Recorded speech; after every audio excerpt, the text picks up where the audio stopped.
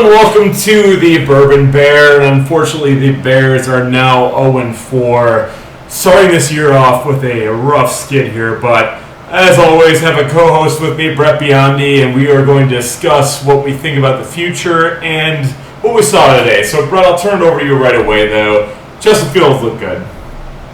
Yeah, Justin Fields looked good. This game, the fourth game of the season, is kind of what I expected the general season to look like. Fields looked good, the offense looked good, the defense looked bad. We had the panel a couple of weeks ago before the Chiefs game. We discussed Fields moving around in the pocket, designed rollouts, quarterback runs. We saw that come to fruition today. In the panel episode, thought that this would happen against the Chiefs. I don't know if that was a function of the Chiefs' defense versus the Broncos' defense, because I still think the Broncos are not a good team. But we saw what we expected the season to look like finally come to fruition this year. And I think that's exactly what Getsy finally figured out, that, hey, roll Justin Fields out. The design run they ran the first drive, terrible. Just absolute trash. But he did get Fields on the edge, looked good in the first half, put up 28 points. Second half, though, yikes. Yeah. What went wrong with that second half offense? The second half was mainly a defensive problem. It was 28-7 going into the fourth quarter. Fair. So I don't want to put all of the blame on the offense, certainly. But we in the first half, DJ Moore made his presence felt. Maybe he had 2 catches in the second half, but he probably had 5 or 6 in the first half. We went away from that. We started calling a lot of questionable plays in the second half, and it just didn't look good. I mean, we talked about it on the panel. We were asking before the Chiefs game if it was the rock bottom for the Bears. And then they went into Arrowhead. We had Taylor Swift actively rooting against the Bears, and the Chiefs just fucking dismantled the Bears. And then my take, it wasn't on the podcast, but I was like, this has to be rock bottom now, right?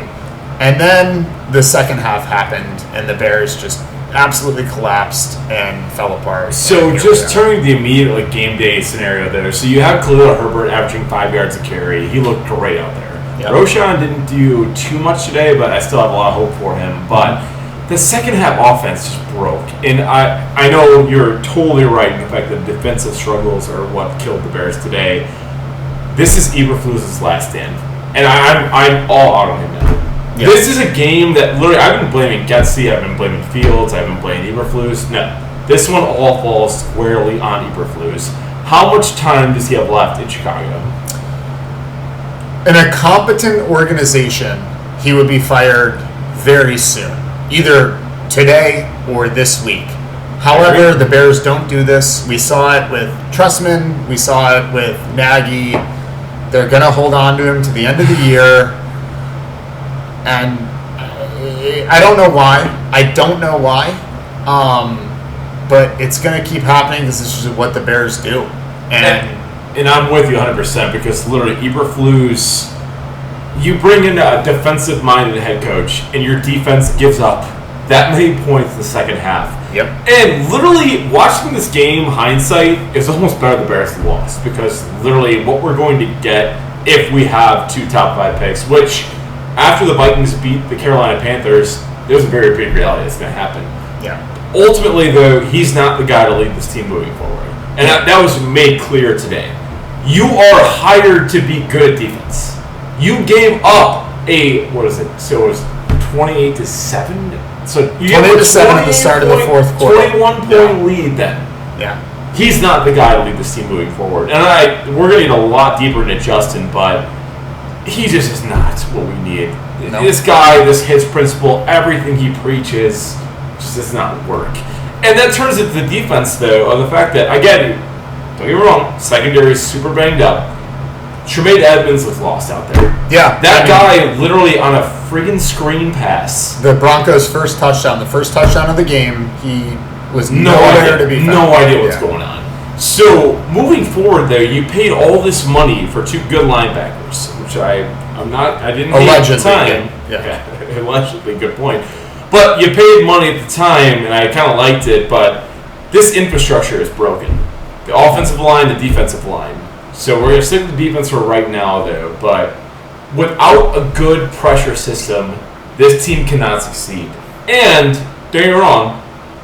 The line looked better than it normally did in the first half, but the second half, again, they fell apart. The offensive line, right? No, the defensive line. The first half, we only have 7 points. And don't hate that. Okay. But you've got all these old veterans. You've got... We have 2 sacks over 4 games. Exactly. Like, that's what I'm turning it to. Yeah. 2 sacks over 4 games. What can you do here? I wish I knew. I think... And you know, we talked about this a little bit earlier, but I don't know how many guys on the Bears right now are starters for the average NFL team. And I think that number is very, very small. Maybe, 7 guys? I mean, other than Brisker and maybe Jalen Johnson when he's healthy, who else on the defense is starting for the average team? I love Jack Sleeper, but he's not. He's not, like... it's just... Well, the reason he was an undrafted Asian rookie, yeah, it is what it is, but, like, there's just nothing to root for in this defense. And Chicago is known as a defensive team. They were. We've had great defenses in the past. We're just not seeing it right now. So that turns the question, though, and this is, again, I am not a college football guy. I know you'll acknowledge this, but Caleb Williams is potentially on the board for the Bears with their draft picks. But would you give up 3 first-rounders and 3 second-rounders to get Caleb Williams if you want to trade that number 1 overall pick? Or do you take Caleb? That's a really, really difficult question. And I think that is a question that keeps Poles up at night if Poles is the guy that's making that decision. Good point. I personally, have listened to, and I follow college football a little bit more than the Bourbon Bear does. Yeah, I agree. Caleb Williams looks like an unbelievable talent. He looks better than Bryce Young looked last year. He would have been the first quarterback coming out if he could have come out last year, but because of NCAA rules, he was not able to come out. He has insane arm talent. He's a great runner. His field awareness, which is something that Justin Fields, until this week, really lacked, is very good from what I've seen. Granted, he is playing for Lincoln Riley, and we've seen historically Lincoln Riley, I know you don't follow college, but he coached at Oklahoma before USC. So he put guys like Baker and Kyler, he got them to win Heismans and be the first overall picks. So that is something to keep in the back of your mind. His scheme is great, but Caleb Williams throws NFL throws to very good wide receivers, and he looks like he should have all of the tools to succeed at the next level. The only problem is I don't have any faith that the Bears organization has enough in place for him to succeed with the Bears. And that's exactly what we get into, the fact that I don't want to draft someone that's set to fail. Build your infrastructure, build your defensive line, your offensive line, make it so whatever quarterback you can get doesn't just fail here. Because Justin Fields, when we drafted him, I think it was number 10. I think 11. They traded up to get him. But you set him up to fail with that Matt Nagy era, and again, terrible era. Matt Nagy actually had a winning record, which Eberflus has just not delivered on. But the momentum has to come with the fact that you need to start small, get big, versus draft a quarterback, everything's going to be okay. I think you make the trade to get the infrastructure you want versus getting Caleb Williams, who, again, I could be totally wrong on this, but if you set him up in Chicago and he fails, what does that tell us, this franchise? I think a lot of it may depend on how the Panthers pick is. Because if the Panthers, if you're talking about trading the number 1 overall pick, and I think you said 3 firsts and 3 seconds, which seems like a massive, massive haul, I would King's I would be ransom. intrigued to look up what the RG3 deal was, because that's probably around what the second pick might be. Because if you remember, RG3 came out behind Andrew Luck. I'm thinking of the Trey Lance though. They got 2 first round, I think 3 first rounders, but obviously trading your own first rounder, so it's kind of like not I don't consider that a wash. But I think the capital you can get for not if you trade that pick for Caleb Williams, whether it's the Bears pick or the Panthers pick, could be that substantial, which would be wild. What I'm saying more is, do you take Caleb Williams, then take that other pick, and then use that capital to shore up the offensive and defensive lines? So, and I thought the line played pretty well today. Looking back at this game, there was one play that Larry Bourne got blown up, or I don't even know if it's speed rush what it was, but that was the only sack that Justin took that was clearly on the offensive line. Yeah. The rest of the game looked pretty good from an offensive line perspective, which is rare for the Bears. But there was the hold on Darnell Wright had a hold on the last drive that made it 1st and 20, and they ran Herbert, and then they ran a jet sweep to Scott, and then they ran Herbert, and then they called the timeout. They tried to draw them off sides on 4th and 1, and everybody thought they were going to kick the field goal, and they took the timeout. And then, so going deeper into that game, though, on that decision, though, I respect going for a 4th and 1 there, because why not? You're a franchise that's in shambles. You are, at the time, you were 0-3. But the play call of running Herbert up the middle when you have literally your guards all hurt. Everyone in the world knew what was happening. Why didn't they roll out Fields? That was working. It was working all day. Amen. Because in the first half, they stopped doing it in the second half. Yes, but they were finally figuring out how to use Fields. He's a good rollout guy, or when the pocket collapses, he can run. Yep. Those are the 2 things he's good at. And don't get me wrong, he made some good throws today. And the DJ Moore touchdown, by the way, was not a touchdown. No. I'll take it. Well, now hindsight, I guess it doesn't really matter. But this team, or I guess this quarterback, is meant for those specific scenarios versus let's let our running back run up the middle on 4th and 1. No, that doesn't work. No. When they did the play actions or rollouts, whatever you want to call it, that worked.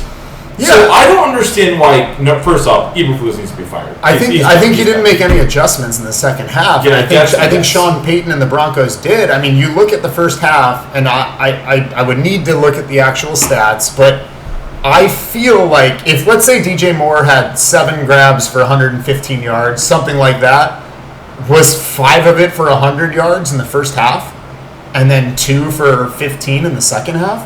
It was something like that. I mean, I should have looked up the stats before we came on here, but they had it all in Kmet. They had it working. Great game. He had a great game. He had a miscue. 85 yards. 85 Cole Kmet jersey. St. Vider's pride. And Cole had a couple of plays where the second touchdown in particular, where Fields rolled out, Cole had his designated route, and then he just found space in the defense. It almost looked Kelsey and Mahomes-esque. Like Kelsey and Mahomes light. You had to go that far. No. I'm saying on that one play. On that one play, it looked like something that is sustainable for the Bears. And then they just, for some reason, went away from everything that was working. They put up 28 points in the first half, and they put up 0 points in the second half. So they didn't adjust, and Payton did adjust. And look, Sean Payton is obviously a better coach than Matt Eberflus is. Great. But, like, it's just incredibly frustrating that this is what happens. And maybe it is a benefit in the long term, like you said. Like, maybe we do want to lose all these games 28-31. But then we get into a slippery slope of, if Fields looks like he looked today, you run into this slippery slope where you can have someone like Caleb Williams. We have Fields for another year, no matter what. We have the 5th-year option for him.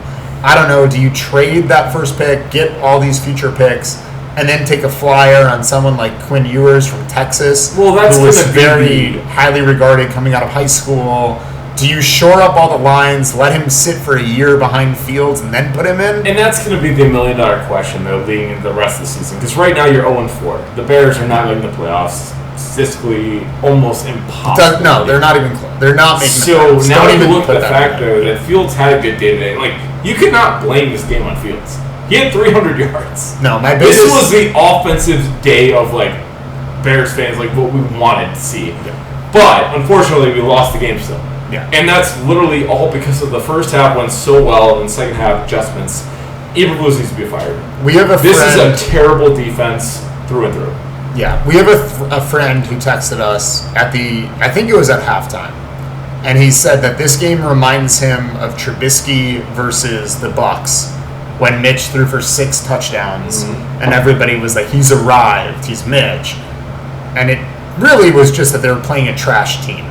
And my biggest fear, and I actually think it's the case, I think it was just Justin Fields was playing the Denver Broncos. The Denver Broncos who gave up an NFL record 10 touchdowns last week. Like, maybe he just looked good because the Broncos just suck.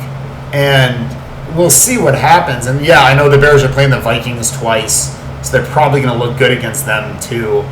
But it's just not sustainable at this point. And the defense is... the defense is the worst defense.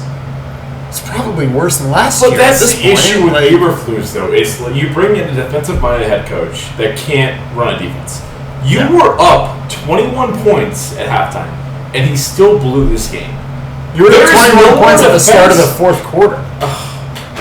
Literally, there's no more defending him. He's not a good coach. And I never defend What do the Bears do, like, moving forward? Because this season's already lost. Don't get me wrong. Now it's officially just dirty water. It is what it is. But Justin, with his performance today, though, do you think there's any chance he can be the guy moving forward? Because that's what gets into the debate about the Bears pick and the Panthers pick. I don't know because I'm so confused now. Because, like, putting up the points he did today was so good. But the defense failed you. Yeah. And that's why Eberflus has to be gone. I mean, this is what happened all of last year. This is what happened every game last year post the bye. The offense turned the corner, the defense sucked, right? And we'll talk about, Cole Kmet got 2 touchdowns today. He had 2 touchdowns 2 games last year.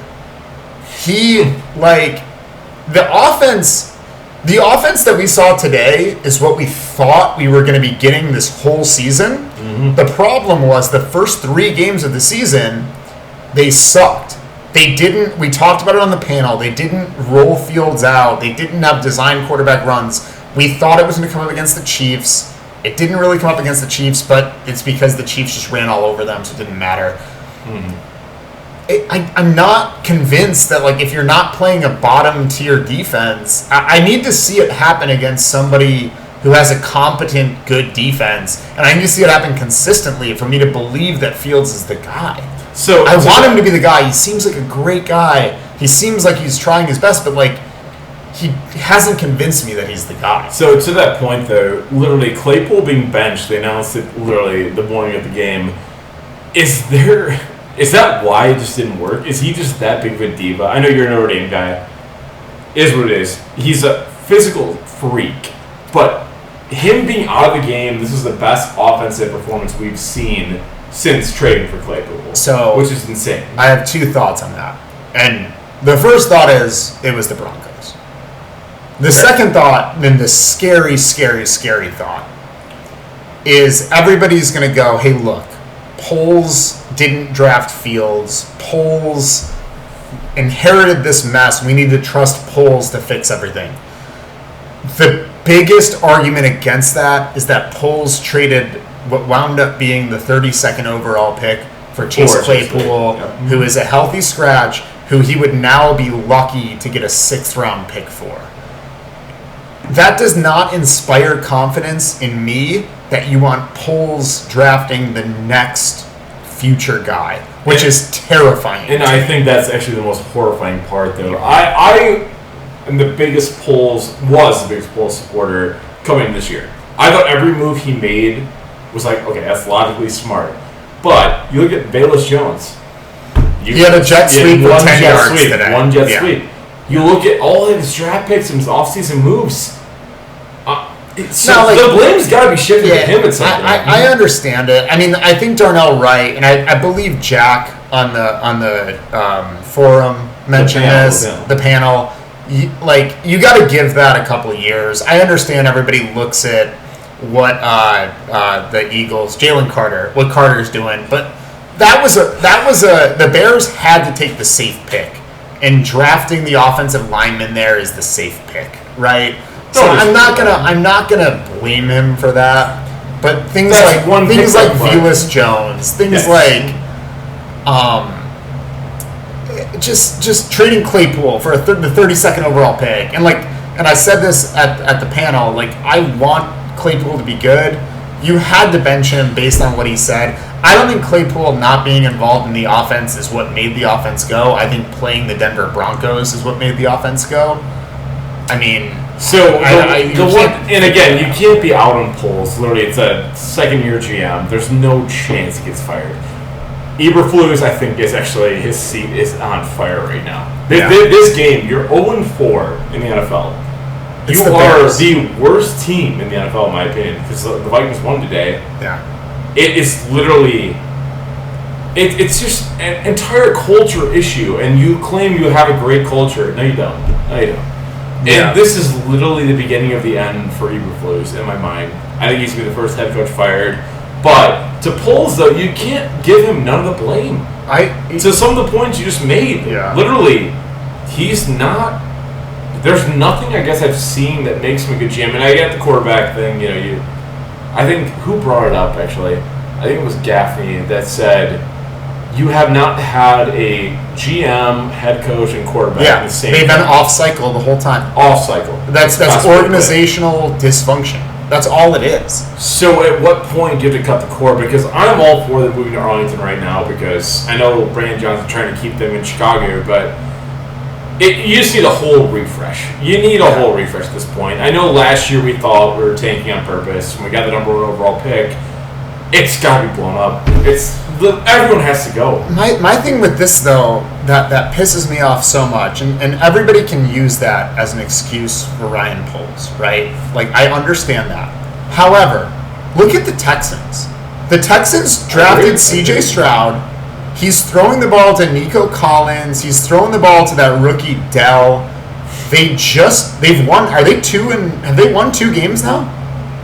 To be honest, I don't even know. That's an organization in dysfunction, and they're taking steps that look good, and we're doing this shit, and we still just don't look good. And I think that all falls onto GM and head coach, though. I think that falls on GM more than head coach. I mean, maybe Flus isn't doing it, but the excuses for polls, I understand them, but to a certain extent, it's just incredibly frustrating. So, final segment. We're running a little long here, but the Bears right now 0-4. Over under win total was 7.5. We're not even coming close to that, are we?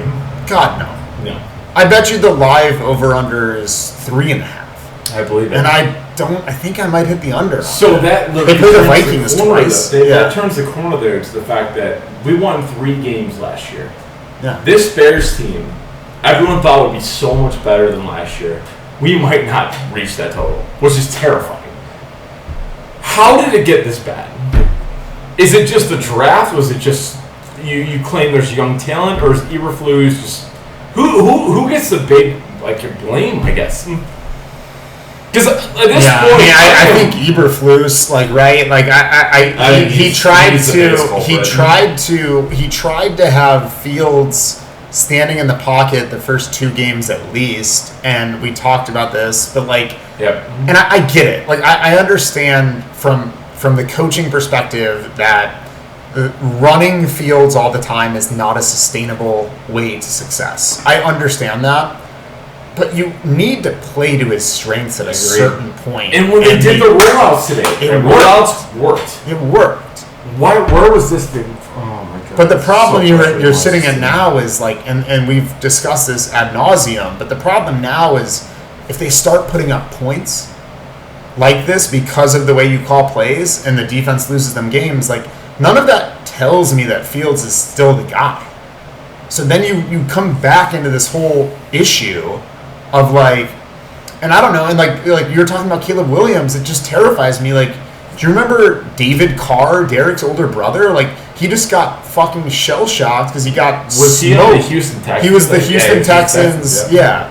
And he just was seeing ghosts. And I mean, Fields, he was a little bit more clean today than he has been the last couple of games. But, like, again, you're playing the Denver Broncos, who are, outside of the Bears, the Broncos might be the biggest dumpster fire in the NFL other than the Bears. Mm-hmm. And you just blew a 21-point fourth quarter lead to this team that has given up 2 firsts and 2 seconds for Russell Wilson, and then a first and a second for Sean Payton, mm-hmm. and they're terrible, and the Bears still blew it to them, and this is the definition of blown too. Like, this isn't like I guess the best way to put it is like the Bears were up 28-7 at halftime.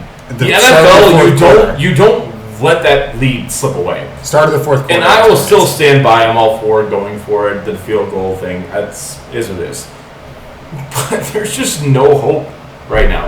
No. That's why you need to burn it down. And that's all the time we have for today. Bear down, guys. Sucks today, but probably was for the better. Bear down. I would like to say really quick, Bondo's bets were not posted, but I think in his mind he went 5-0. Bears.